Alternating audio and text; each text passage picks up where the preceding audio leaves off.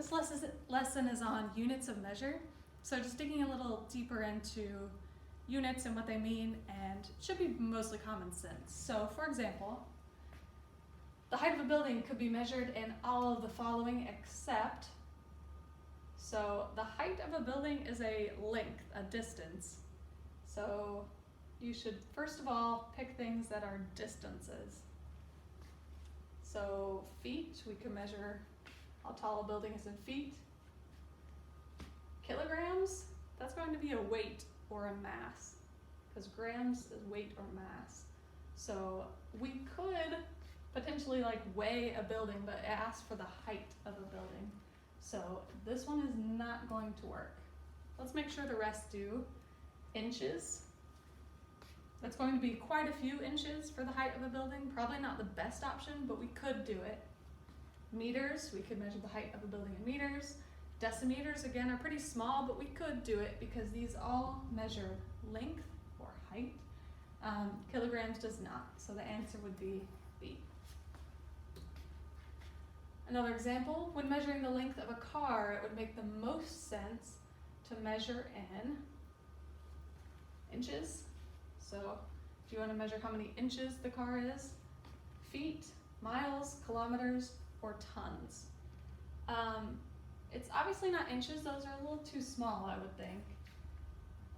Feet, that seems pretty good. Let's check out the rest. How many feet do you think a car is? I don't know. 10 feet? I have no idea. Miles, you could do it, but a car would only be like 0.01 of a mile, so that's probably a little too big. Same thing for kilometers, probably a little too big. Tons makes sense. We could measure the weight of a car in tons, but it asks for the length of a car, not the weight, so not that one. Let's go with feet.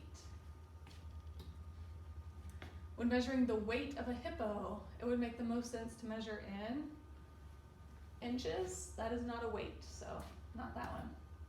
Grams could be a weight, but it's very small, so probably not that one if we're talking about a big old hippo. Ounces, also very small, probably not the best option. Pounds we could do, and tons we could do. Those both measure weight.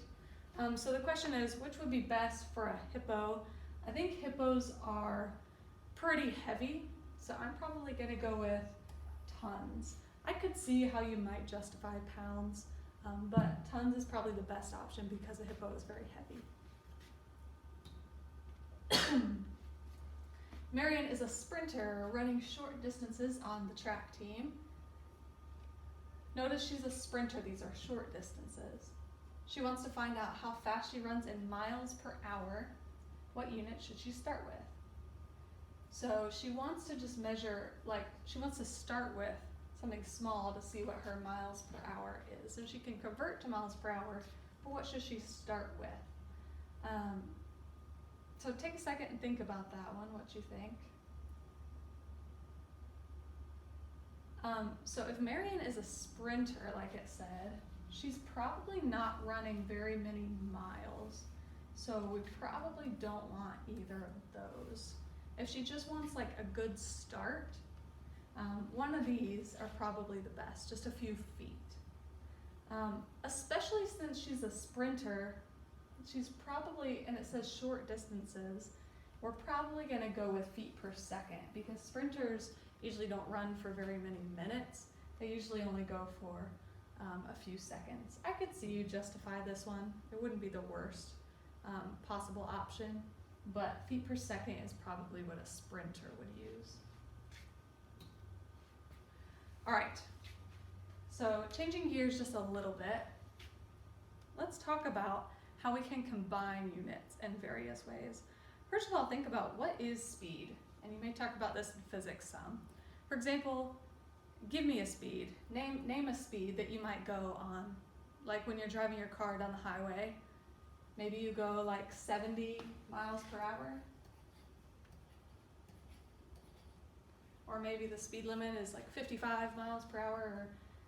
Oftentimes we measure speed, especially of cars, in miles per hour. We write it mph, but it actually is miles per hour, or miles divided by hours.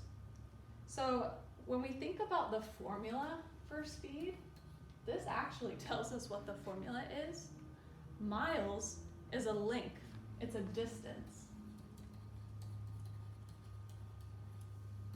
An hour is a time, it's like a length of time. That's actually all that speed is. Speed is your distance divided by the time it took you to get there. So there are many other possible options for units that we could use to measure speed. Miles per hour is one of them, but there are others. For example, there are many ways to measure distance, like inches, for example. And there are many ways to measure time, like feet. Oh, no, that's not time. Like day, for example. So this is a possible unit for speed, inches per day. Like maybe we're talking about the speed at which a plant grows, I don't know, or the speed at which your hair grows. How many inches per day is it growing? That's a speed. This is a possible unit for speed. In fact, any combo of like a distance unit divided by a time unit works. Sometimes we'll talk about like feet per second, because feet is a distance, second is a time. So basically, if you have units for distance and units for time, that gives you the units for speed. Let's get a little more complicated here. Torque is something you might talk about in physics. You don't need to know this formula for this class, but it's described as R times F. It tells us R is the radius, which is measured in feet from the fulcrum point. So R is the radius, measured in feet. F is the force, measured in pounds. And then what is a possible unit of measure for torque? This is really, really simple. Just do what we did on this one and basically just fill it into the formula. So if our radius here is being measured in feet and our force is being measured in pounds, then this is a possible unit for torque, feet times pounds. I think these are actually called foot-pounds, but that's our answer. Feet, pounds, foot-pounds. There are probably other units of measure, but this is a possible one, and it's just based on what they gave us. Let's try one more. Again, you don't need to know this formula, it's just for this problem, but potential energy can be described as this formula here.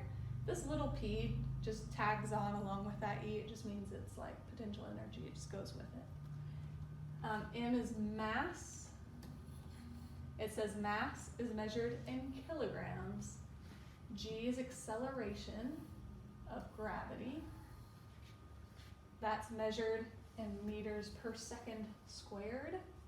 And then H is height, which is measured in meters. Again, I'm just gonna fill those units basically into the formula.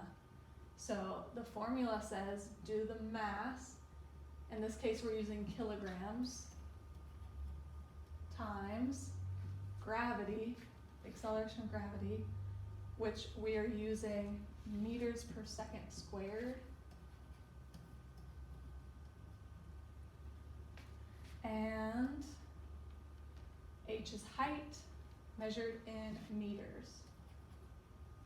So this complicated thing is the units we could use for potential energy. I am going to simplify this a little bit because mass times mass, were those the same? Oh, no, these are both meters and meters. Sorry. Meters times meters would be meters squared. The rest can stay the same. Kilograms times meters squared divided by seconds squared. This is technically over a 1, so I just multiplied it with all the stuff on the top. And that is my final units for this one. That's a S, not a 5, sorry.